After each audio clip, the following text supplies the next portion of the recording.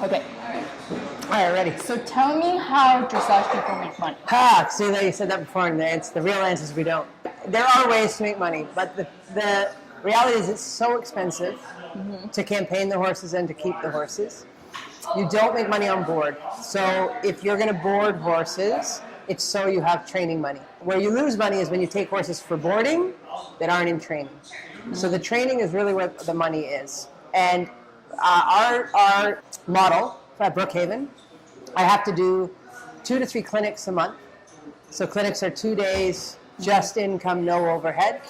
So that's just money in. Sales horses, I try to be involved in a sale, like maybe 4 a year if I can. And that is the most money, right? That's the most money. And that's like buying or selling a house. It's a percentage. And if you're the more expensive the horse, the more money you get. And is it a standard where... No, unfortunately, there's not in the industry. You have to be careful who you're dealing with. You have to trust who you're dealing with. I have a standard. If somebody comes to me looking for a horse and it's somebody who's not in my business and not in my program, then I take 15%. If they're in my program and the horse is coming to be with me, then it's 10%. And the same for selling. Okay. So I give a break to people that are already in business. There is no norm. Is that the norm? With honest people, yes.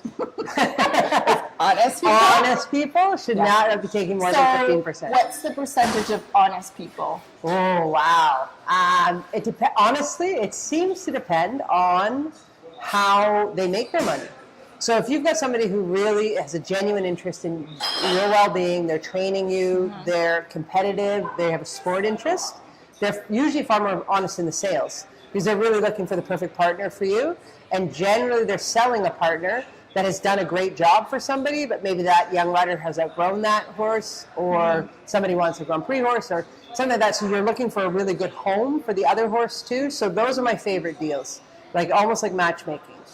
I think when people are 100% on sales and they get desperate, they got to pay their bills, and then I don't like to think they're trying to be dishonest, but maybe they're just not as forthcoming about that horse's history, where it's been, if it's been hurt, all those kind of things. So if you can, I really like the way the eventers actually do it more, because they really look at the record of the horse. So is it showing? How many times is it shown? What is it that, if they're looking for a competitive horse, has it had cross country stops? But if you're just looking for a good sound horse, has it gone out each weekend and gone around? I don't have it on. Has it gone out? Has it competed? Yeah. So for a dressage horse, I like to buy a horse that I've seen out at the shows. I've seen it go down the center lines. I know when I send my client down, it's going to warm out there in the warm-up ring. It's going to go up here. It's going to go down the center line. I know it because I've seen it that many times. Going to Germany and buying something you try one night and then the next morning and you don't really know what it's done, that's risky because you don't really know how that horse is. So how many horses do you sell per year? I try to be involved in 4 to 6 sales if I can. That's a good amount for me because again, you only have so many hours in the day. Yeah. So I have a training business at home where we have between 14 and 16 horses at the barn all the time. I like to keep 2 stalls for ship-ins. So people that want to come for a lesson and an overnight and a lesson or a week at a time, which is also, you make a little more money on those for the short term than, and somebody that just ships in for a lesson is the best. They don't use any shavings. They don't eat any of your hay.